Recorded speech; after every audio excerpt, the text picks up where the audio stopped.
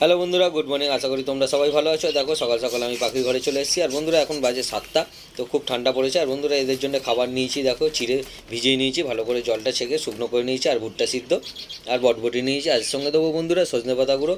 তো তোমরা তোমাদের পাখির ঘরে বাচ্চা থাকলেও সজনে পাতা গুঁড়ো অল্প পরিমাণে দিতে পারো, কোনো প্রবলেম হবে না। এতে আরও পাখির বাচ্চা ভালো হবে, পাখি খুব তাড়াতাড়ি বড় হয়ে যাবে। আর বন্ধুরা সঙ্গে দিয়ে দেবে নিউ 15।